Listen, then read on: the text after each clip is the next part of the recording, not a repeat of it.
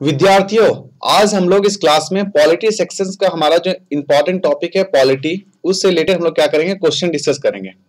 Question में बोल रहा है is Indian parliament sovereign. Question हमारा क्या बोल रहा है, is Indian parliament a sovereign. देखते हैं वन बाय वन। तो हम लोग पहले क्या करेंगे, इंडियन पार्लियामेंट के बारे में डिस्कस करेंगे, इंडियन पार्लियामेंट क्या होता है। ठीक है, तो हम लोग क्वेश्चन में क्या बोल रहे हैं, इज इंडियन पार्लियामेंट सॉवरेन। तो इंडियन पार्लियामेंट के बारे में पहले बताओ कि इंडियन पार्लियामेंट क्या है और साथ में सॉवरेन का डेफिनेशन बताओ। ठीक है, तो हम लोग क्या कि यहाँ पे पहले इंडियन पार्लियामेंट के बारे में लिखे हैं। तो जो पार्लियामेंट ऑफ इंडिया क्या है, हमारा एक सुप्रीम लेजिस्लेटिव बॉडी है। पार्लियामेंट ऑफ इंडिया हमारा क्या, supreme legislative body of the Republic of India. And parliament consist of 3 part. Parliament के पास कितना पार्ट है, 3 पार्ट। पहला हमारा हो गया प्रेसिडेंट, राज्यसभा। राज्यसभा को हम लोग क्या बोलते हैं, that is the council of state. And the Lok Sabha, Lok Sabha को हम लोग क्या बोलते हैं, हाउस ऑफ द पीपल। तो हम लोग क्या किए, इंडियन पार्लियामेंट के बारे में डिफाइन किए, साथ में पार्लियामेंट का कितना पार्ट होता है, that is the Indian parliament consist of 3 part, president, the council of state and the house of the people. अगला हम लोग क्या किए, कॉन्स्टिट्यूशन में जो आर्टिकल है उसको कोट किए। ठीक है, that is under the article 79 to 122, जो कि पार्ट 5 में हमारा मेंशन्ड है। ठीक है, इस पार्ट में क्या डील कर रहा है, that is the deals with the organisation, composition, duration, officers, procedures of the appointment, privileges and the powers of the parliament. ठीक है, और हम लोग ये पूरा जो पहला हम लोग इंट्रोडक्शन में क्या किए, पूरा पार्लियामेंट के बारे में बताए, उनका कितना पार्ट है, साथ में कितना से कितना आर्टिकल्स के बारे में डील कर रहा है।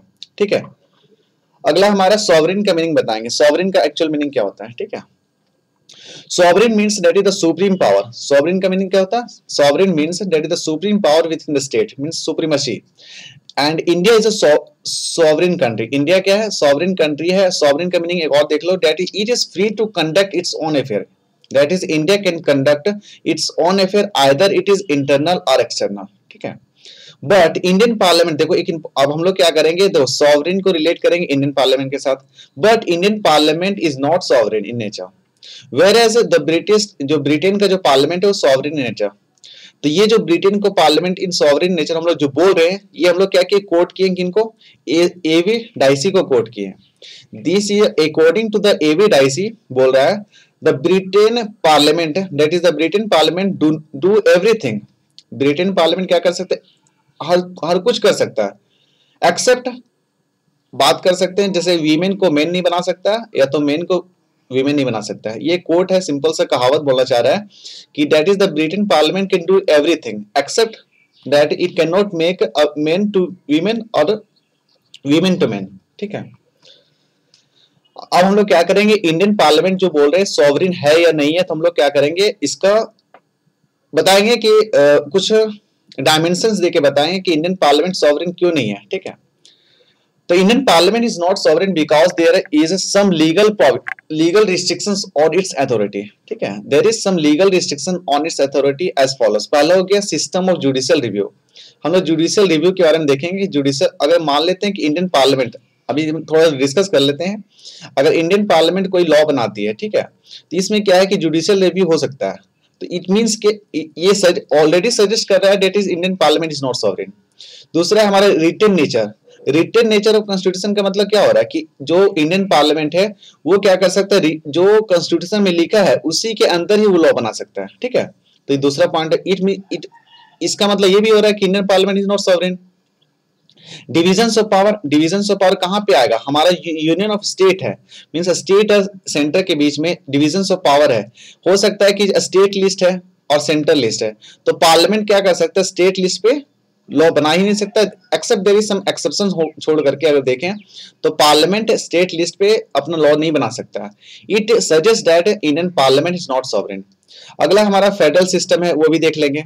साथ में फंडामेंटल राइट्स, ये भी फंडामेंटल राइट्स कैसे है कि अगर मान ले इंडियन पार्लियामेंट लॉ तो बना सकती है, पर वो जो बेसिक राइट है, बेसिक राइट जो हमारा कॉन्स्टिट्यूशन में दिया गया दैट इज फंडामेंटल राइट है, उसको एब्रोगेट या टोटली खत्म नहीं कर सकता है। ठीक है, ये इसका मतलब भी हो रहा है कि पार्लियामेंट हमारा सॉवरेन नहीं है। लास्ट में that is the limited amending power.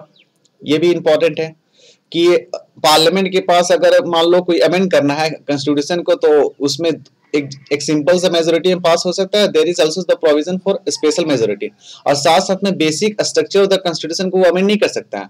तो ये सब ओवरऑल हम लोग देखें तो इसका मतलब ये हो रहा है कि इंडियन पार्लियामेंट हमारा सॉवरेन नहीं है।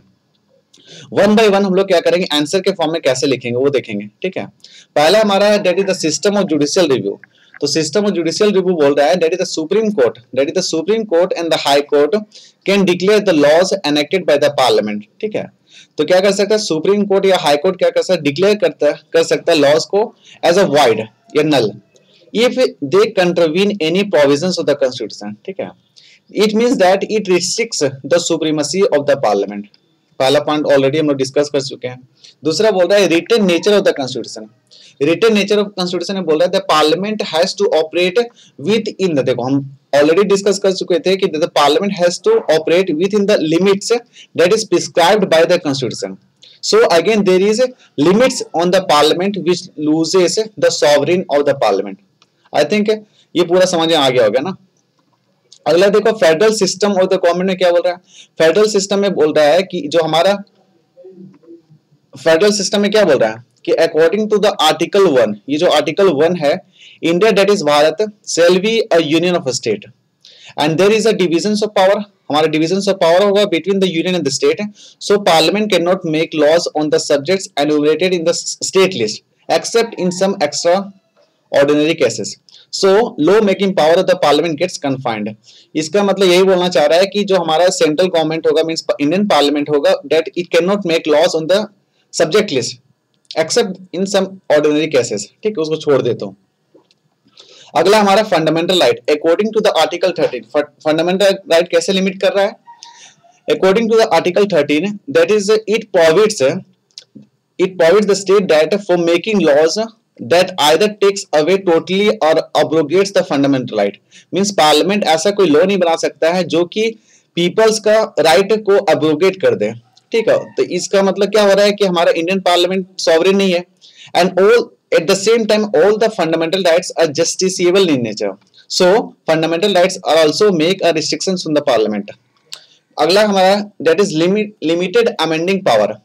लिमिटेड अमेंडिंग पावर में क्या हो रहा है that is the parliament can amend most part of the constitution, ये तो बात है, पर at the same time it cannot amend the basic structure of the constitution।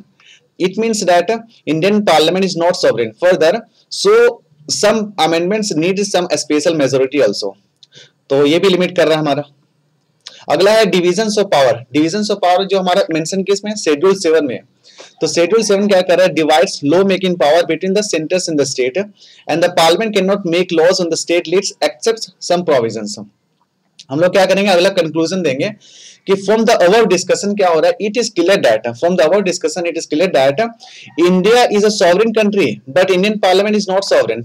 India तो हमारा सॉवरेन है, that is it can do any affairs either it is external or internal, but at the same time Indian parliament is not sovereign, जो कि हम लोग already discuss कर चुके हैं कैसे नहीं है। and India follows the concept of separation of power, and India क्या फॉलो करता है, that is the separation of power, and our constitution is supreme in itself। our constitution जो हमारा जो constitution है वो supreme है, ना कि Indian parliament, and we follow the system of balance which ensures that no organ of our democracy have absolute sovereignty। ये जो कंक्लूजन लास्ट में डाला बहुत अच्छा है कि we follow the system of balance। हम लोग क्या फॉलो करते हैं, सिस्टम बैलेंस which ensure, जो कि एंश्योर कर रहा है that is no organ of our democracy have absolute majority। तो organ of democracy में हमारा क्या आएगा, that is legislative, executive and judiciary। तो ये जो तीनों है that it does not have the absolute sovereignty। Thank you दोस्तों। अगर आप लोगों को इस वीडियो को पसंद आया तो आप अपने दोस्तों के साथ सब्सक्राइब करिए और शेयर करिए, और आप भी इसमें और कुछ अगर कंटेंट छूटा हुआ है तो आप कमेंट सेक्शन में ऐड कर सकते हैं। थैंक यू दोस्तों।